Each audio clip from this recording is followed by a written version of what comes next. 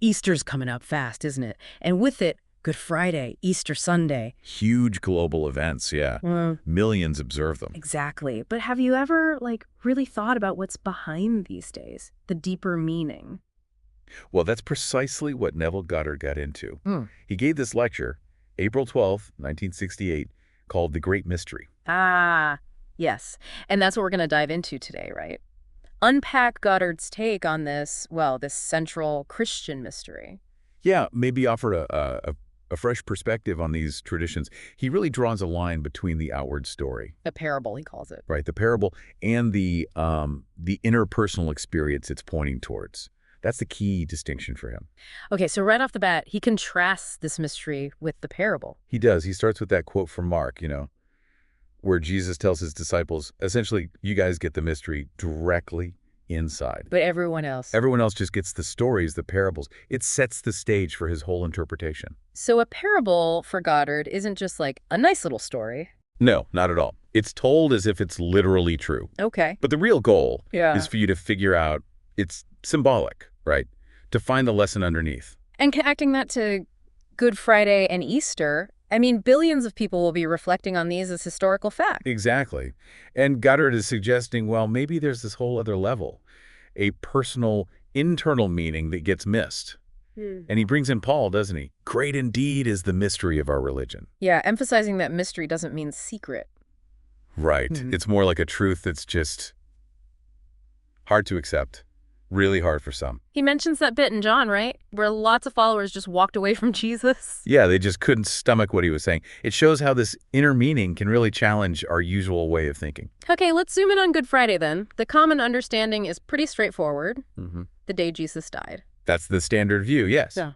But Goddard offers this really different perspective using Galatians 2:20. I have been crucified with Christ. Nevertheless, it is not I who live, but Christ who lives in me. That verse is pivotal. So he's saying the physical crucifixion, it's not the whole story, not the real death of the Son of God. Exactly. It's not just about that one event on the cross. It's pointing to something much more internal, personal. And those dramatic things the Gospels mentioned, the temple curtain tearing, the earth shaking. Matthew, Mark, Luke, yeah. Goddard sees those as symbolic, not just, random special effects. They signify a deep spiritual shift. He talks about two sides of the Easter coin, doesn't he? He does. The yielding of the Spirit on one side. And the severance of the body of God on the other. That's it. For him, the real Good Friday happens when this spiritual body is split open. Okay, split open how? He believes in that moment, your essence, your spirit, it snaps back into unity. It's regenerated. That's the true Good Friday experience for him. So it's less about historical suffering and more about an inner process of letting go and becoming whole again. That's the core of it. It's a radical departure, like you said. And he thinks the world is mostly stuck on the surface story, the parable. Yeah, worshiping the outward form without maybe realizing this deeper individual journey of separation and reunification that's possible. Which naturally leads us to Easter Sunday, the resurrection. Right. The empty tomb, the announcement, he has risen. He is no longer here. The scriptures say it happened, but they don't detail the how or when. No, they don't. Goddard calls it a fantastic mystery. And he uses these dream accounts to try and illustrate the inner teaching. Ah, yes, the dreams from the lecture. There's the first one, a lady, and two others. When someone tells them, I must die. And they're delighted, happy about it.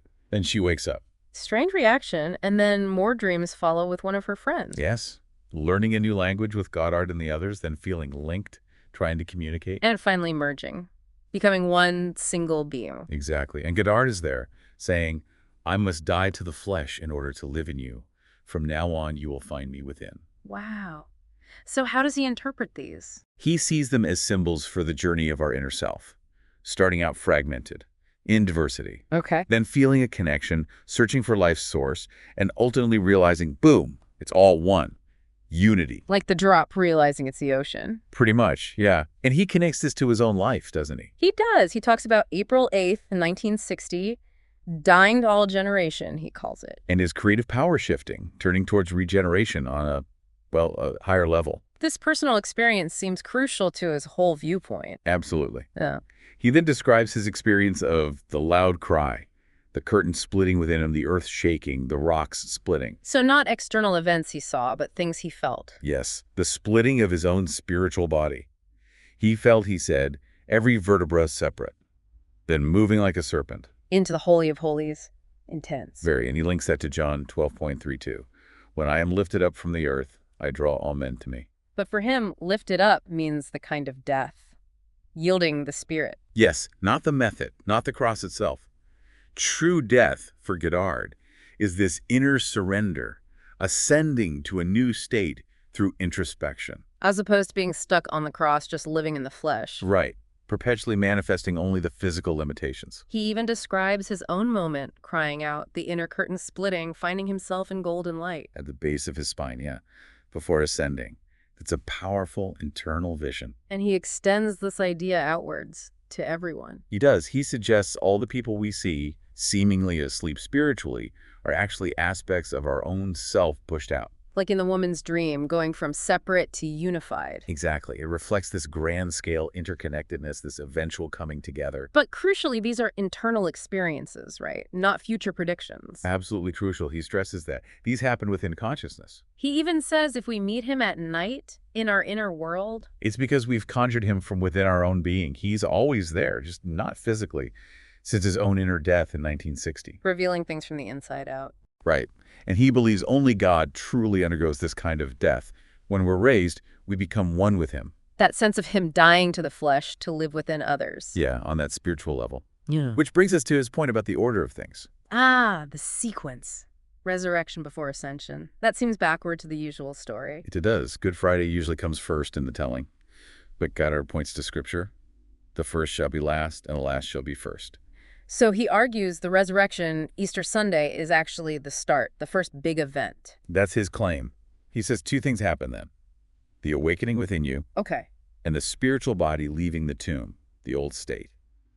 He links it to being changed instantly, in the twinkle of an eye, at the last trumpet. And the trumpet isn't literal. No, he interprets it as a reverberation, a feeling, almost like your skull breaking, followed by waking up inside, spiritual birth, leaving the tomb empty. So the Easter story, for him, begins with resurrection.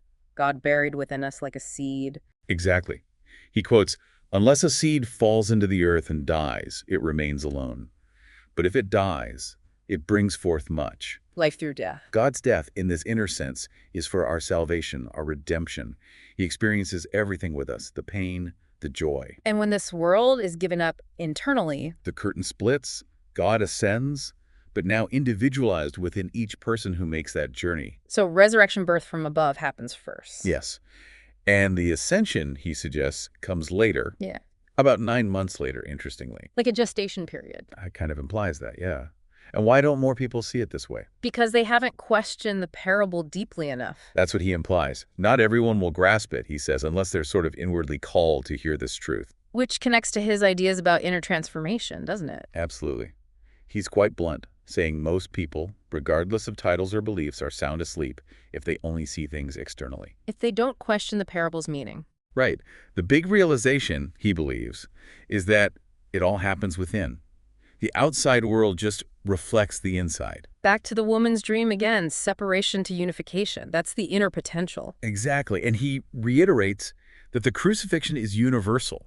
It's the experience of having flesh, being human. Then he tells that story about the scholar. Ah, yes. The brilliant scholar. Yeah. Does all the history, the languages. But completely misses the mystery behind it all. Totally. According to Goddard, the scholar even misunderstood why Jesus' bones weren't broken. Just thought it was about fulfilling prophecy. Yeah, missing the symbolic layer. Goddard says bones represent God's unbreakable law, the law of identical harvest. Meaning, what you assume you become, what you sow you reap. Basically, yes. Your deep assumptions shape your reality. Since Jesus had risen, left that state behind. That law, the bones of that old state, couldn't hold him or be broken in the same way. That's Goddard's interpretation. It's about moving beyond former limitations by changing your state of consciousness. So he contrasts the scholar's literal view with the listener's potential to grasp the mystery. Exactly. Understanding from the inside out, not just analyzing the outside. But he knows not everyone will buy it. No, he accepts that. A remnant, he says, will understand and believe, and that leads to their own spiritual ascent. And he loops back to that vision of him being three, then linked, then one. Yeah, showing his presence within everyone. He's protean, taking different forms within us. And he clarifies, if you encounter him in vision, he won't talk about individual death dates. Right. No one knows the hour or the day. He warns against anyone claiming they do know. His real desire, he says, is for us to experience that inner temple splitting. Yes, to step into that world of unknown power, a power he feels intensely in his head. He talks about being able to move mountains with this inner power. He does. He equates it with his very being. The five senses synthesize into this single great power that grows the more he uses it. And this was 8 years after his 1960 death. He felt he'd grown since then. Considerably, yes. In power, wisdom, and within God, as he puts it. And he ends with a hope, a prayer almost. That the listener will also come to know this inner power for themselves. So, wrapping this all up, Goddard's lecture is really a radical reimagining of Good Friday and Easter. Totally. Shifting from external history to internal personal experience. Spiritual death, resurrection, finding that unity with God. The big takeaway seems to be, these aren't just stories, they're potential inner experiences. Exactly. There's something to be discovered within. Which really leaves you thinking, doesn't it? How does your view change if these aren't just past events, but internal transformations waiting to happen in you? What does it mean if this great mystery isn't out there somewhere, but something to be lived, experienced from your own core? Yeah, it opens up huge questions about consciousness, belief, and, well, the power we hold within ourselves. Definitely something to mull over. Absolutely. A lot to reflect on there. Thanks for taking this deep dive with us today.